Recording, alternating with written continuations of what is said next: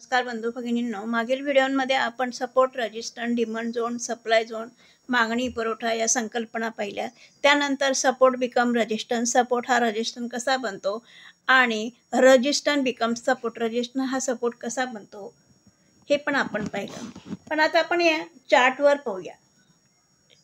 तर हा अल्ट्राटेक सिमेंटचा शेअरचा चार्ट मी ट्रेडिंगव्ह्यू प्लॅटफॉर्मवर लावलेला आहे। 1 डे टाइम फ्रेम आहे। बघा अल्ट्राटेक सिमेंटची किंमत चार्टवर काय दाखवते बघा। हा सपोर्ट आहे, हा सपोर्ट आहे। या सपोर्टवरनं अनेक वेळा किंमत वर गेलेली आहे, ही वरती गेली आहे आणि परत त्या सपोर्टला टच करायला खाली आली, परत त्या ठिकाणी गेली, म्हणजे या ठिकाणी हा रेजिस्टन्स बनला। या रेजिस्टन्स लेव्हलला अनेक वेळा तिथून किंमत रिजेक्ट झाली आणि खाली आली।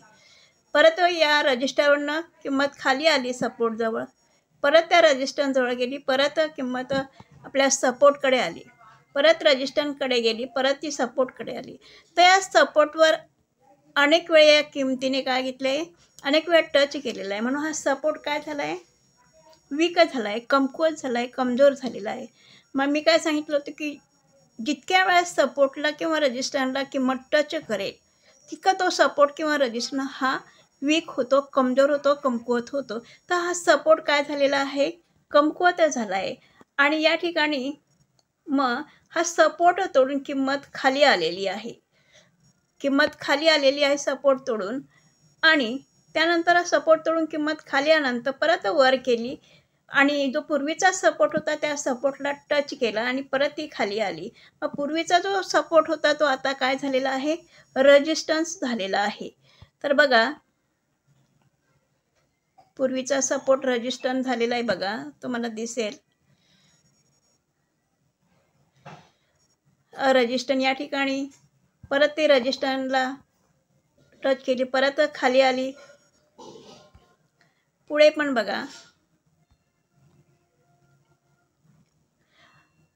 रेजिस्टन्स पूर्वीचा जो सपोर्ट होता त्या रेजिस्टन्स बनवला, त्या रेजिस्टन्सला अनेक वेळा बघा या ठिकाणी अनेक वेळा घालवला, अनेक वेळा या रेजिस्टन्सला किंवा पूर्वीचा जो सपोर्ट त्या रेजिस्टन्सला काय केला, टच केला अनेक वेळा। मग या रेजिस्टन्सला अनेक वेळा टच केलेला आहे, जो सपोर्ट होता तो रेजिस्टन्स झाला, अनेक वेळा या ठिकाणी अनेक वेळा टच केला आणि टच केल्यामुळे काय झालं, हा रेजिस्टन्स परत या ठिकाणी काय झाला आहे, वीक झालेला आहे, कमकुवत झाला आहे, कमजोर झालेला आहे आणि त्यामुळे या ठिकाणी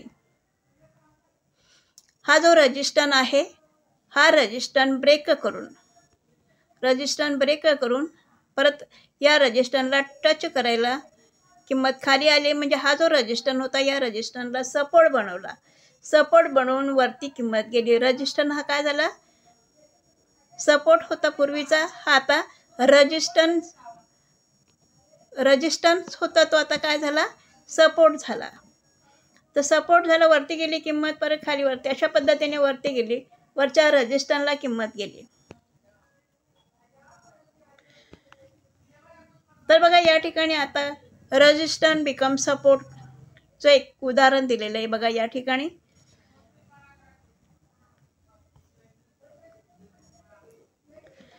हे बघा किंमत ही या सपोर्टवरनं रेजिस्टन्सला टच केली, परत रेजिस्टन्सला टच केली, सपोर्टवरनं परत रेजिस्टन्सला गेली, परत खाली, परत रेजिस्टन्सला गेली, परत खाली, परत रेजिस्टन्सला गेली।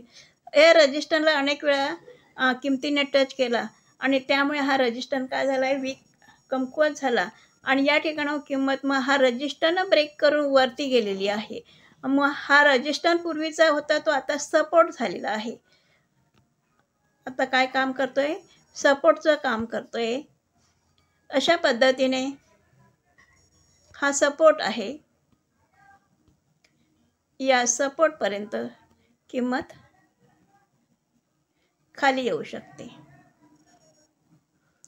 तर अशा पद्धतीने आपण सपोर्ट